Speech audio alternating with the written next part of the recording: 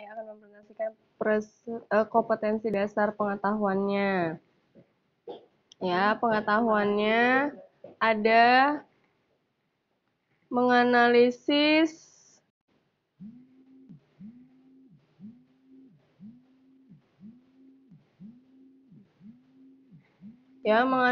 perencanaan produksi massal. 3.11 menentukan indikator keberhasilan tahapan produksi massal.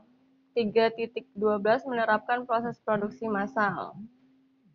Keterampilannya yaitu membuat perencanaan produksi massal. 4.11-nya membuat indikator keberhasilan tahapan produksi massal. 4.12 melakukan produksi massal. Tujuan pembelajarannya, setelah mempelajari bab ini, siswa diharapkan mampu memahami konsep, memahami perencanaan dan peramalan, menjelaskan pengukuran keberhasilan, mengetahui tahapan pada produksi massal. Tujuannya, meminimalkan biaya serta memaksimalkan keuntungan. Yang kedua, memaksimalkan kepuasan pelanggan. Yang ketiga, meminimalkan perubahan nilai produksi. Yang keempat, meminimalkan perubahan tenaga kerja. Yang kelima, memaksimalkan perlengkapan dan inventaris pabrik. Fungsi dari perencanaan. Fungsinya yaitu perencanaan yang tepat mampu memudahkan perusahaan untuk menjamin rencana penjualan produk kepada konsumen. Yang kedua, perencanaan produksi sangat tepat digunakan untuk mengukur seberapa besar perusahaan mampu untuk memproduksi barang serupa dari waktu ke waktu. Alat untuk memonitoring hasil produksi. Yang ketiga, fungsi lainnya dari pembuatan perencanaan produksi yaitu memudahkan perusahaan dalam memonitor hasil produksi secara akurat. Oke, pengertian. Pengertian perencanaan produksi. Perencanaan produksi dapat diartikan sebagai proses untuk memproduksi barang pada suatu periode sesuai yang telah dijadwalkan melalui pengolahan sumber daya seperti tenaga kerja, bahan baku, dan peralatan. Peralatan produksi berguna untuk mengarahkan seluruh aktivitas rutin tenaga kerja. Ruang lingkupnya. Nah, ini ada menurut teori ya, Sukarya Simulingga. Perencanaan produksi meliputi kegiatan-kegiatan berikut. Pertama, mempersiapkan rencana produksi. 2. Membuat jadwal. 3. Merencanakan produksi dan pengadaan bahan dari luar. 4. Menjadwalkan proses operasi tiap unit. 5. Menyampaikan jadwal pada pemesan. Next, tujuan dan fungsi. Tujuannya meminimal biaya, maksimalkan kepuasan pelanggan. Yang ketiga, meminimalkan perubahan nilai produksi. Yang keempat, meminimalkan perubahan tenaga kerja. Dan yang terakhir, memaksimalkan perlengkapan dan inventaris pabrik.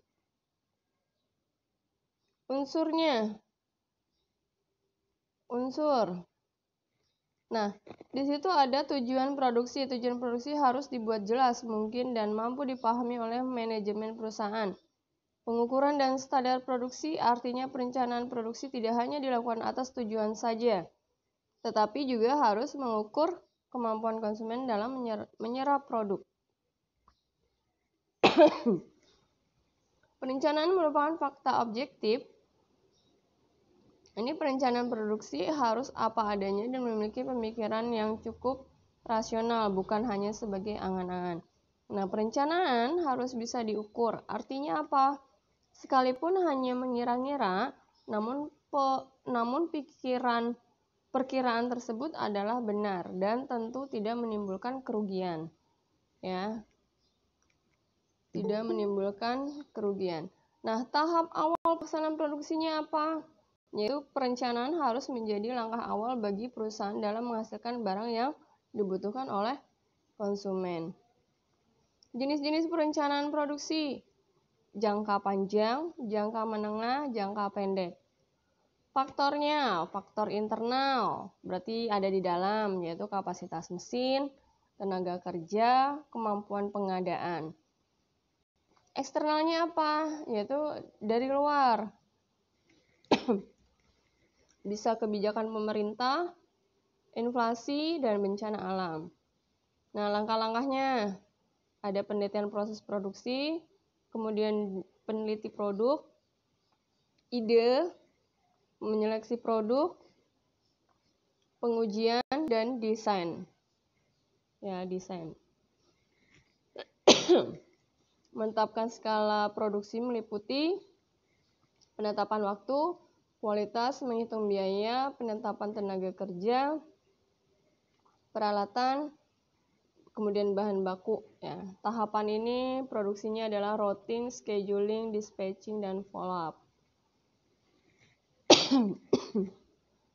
Nah, ini tugasnya ya. Nah, berarti untuk yang pertama tadi coba kalian pahami dan analisis dari perencanaan produksi massal yang terdapat di daerah sekitar kalian. Di daerah sana adanya tentang apa?